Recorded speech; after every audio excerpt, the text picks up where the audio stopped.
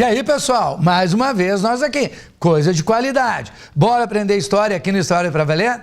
Então agora, dá uma olhada aqui, gente, nós vamos estudar um conflito muito importante. É um conflito que vai possibilitar a criação, o surgimento de uma grande nação, de uma grande potência econômica, que é até hoje, a Holanda.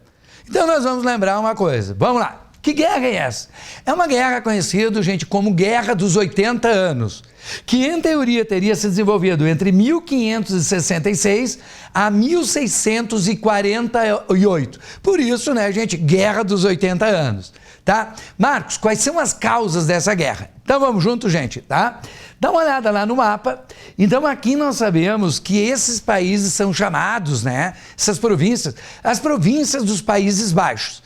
E durante muitos anos, eles pertenceram à dinastia Habsburgo. Vamos dar uma revisadinha, gente? Vamos lá? A dinastia Habsburgo é aquela dinastia, de Carlos V, o grande rei, então, da Espanha, certo? Durante a modernidade. E também de Felipe II, certo? Da União das Coroas Ibéricas. Então, sempre quando te falar Habsburgo, tu vai te lembrar exatamente de catolicismo, tá? A dinastia Habsburgo é católica radical, tá? Tu vai lembrar disso aí, e num determinado momento eles dominam, então, a Espanha, tá, gente? Ok? Tem que sempre lembrar. E a Áustria e as regiões da atual Alemanha. Por isso nós chamamos, a origem dela, é uma origem que vem lá da Baixa Idade Média, certo? Nos austríacos. Por isso o nome Habsburgo. Como Felipe II acaba herdando, Carlos V acaba herdando, o pai de Felipe II, tá? Tanto a coroa espanhola como a Áustria, toda aquela região da Europa Central, certo, gente? Então ele também domina a Espanha e o chamado Sacro Império Romano Germânico, que existe, lembra, gente, desde 962, desde o século X, quando foi coroado na época, então, Otto I. Então, resumindo, a dinastia Habsburgo, como nós conhecemos, ela domina a Espanha e o Sacro Império Romano Germânico. Quais são as causas da Guerra dos 80 Anos, Tá lá.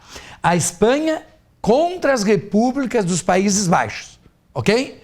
Então, qual é a causa? A alta dos impostos, pessoal? Dá uma olhada. O desemprego, a crise e a imposição do catolicismo pelo rei Felipe II. Por quê? Porque Felipe II é da dinastia Habsburgo, tá? Maior defensora do catolicismo na época moderna na Europa, tá? Que domina a Espanha e o Sacro Império Romano Germânico. Então, naquela época, a Espanha era dona também dos Países Baixos, das províncias dos Países Baixos. Só que lá, gente, eles são calvinistas, ou seja, eles são protestantes, ok? E aí, então, Felipe II, quando assumiu o trono da União das Coroas Ibéricas, ele chegou para as províncias dos Países Baixos e aumentou os impostos. E além de aumentar os impostos, ele chega e diz, vocês têm que ser, o quê? Católicos. Foi por isso, gente, que os calvinistas não aceitaram. Dá uma olhada lá. E aí começa, então, o conflito em 1566, quando os calvinistas atacaram, certo, gente, as igrejas católicas para destruir as estátuas e imagens de santos, porque os protestantes não aceitam isso. E aí, então, os calvinistas destruíram as estátuas de santo das igrejas católicas, certo, gente, consideradas, então, heréticas, e aí exigiram a independência frente o quê? A liberdade religiosa e independência da Espanha. Por isso, lembra, gente, que Felipe II, então, envia o Duque de Alba, um católico também fervoroso, o Duque de Ferro, de Alba, e também a habilidade do Duque de Ferro, e com o seu exército invade os Países Baixos, ok? Por isso, muito importante na geopolítica europeia, Em 6 de janeiro de 1579, neste ano, estimulados pelo novo governador colocado por Felipe II, o governador espanhol Alexandre Farnese, eles foram lá e os estados do sul, as províncias do sul, certo, gente? Que hoje nós identificamos como Bélgica, juraram fidelidade ao rei da Espanha, Felipe II, certo, gente? E fidelidade ao catolicismo. Então, nesse momento, nós tivemos o quê? tá? A formação da União de Áreas. A União de Áreas, como tu está vendo ali, gente, tá? Expressando, então, a lealdade frente ao catolicismo e ao Felipe II. Então, novamente, gente, tá? Nós mostramos aí, então, a divisão que ficou. Então, vamos lá. Ao norte, tá? Nós temos, então, os Países Baixos, as províncias dos Países Baixos, né? Que eram calvinistas e continuavam na luta contra, então, a Espanha. E ao sul, tá, gente? Tá? Então, a União de Arras, tá? Que jurou fidelidade a Felipe II e a Espanha. Então, gente, não terminou aqui. Isso foi algo, essa divisão entre os Países Baixos, que eram 21 repúblicas, na verdade, certo? Entre norte, revolucionária, ligada ao calvinismo, e sul, tá? Que jurou fidelidade, então, na União de Arras para a Espanha de Felipe II, essa divisão não terminou. Como é que nós prosseguimos? Vamos lá. As grandes consequências, gente, é que em 1581, o grande líder chamado Guilherme I de Orange, daí vem depois, gente, tá? Laranja, a cor, então, assumida pela Holanda, graças a esse caso, a Casa de Orange. Então, o nobre Guilherme I de Orange reuniu os estados protestantes calvinistas na União de Utrecht. Certo, gente? Vamos lá? Declarando a independência em relação à Espanha com o nome de República das Sete Províncias Unidas dos Países Baixos em 1581.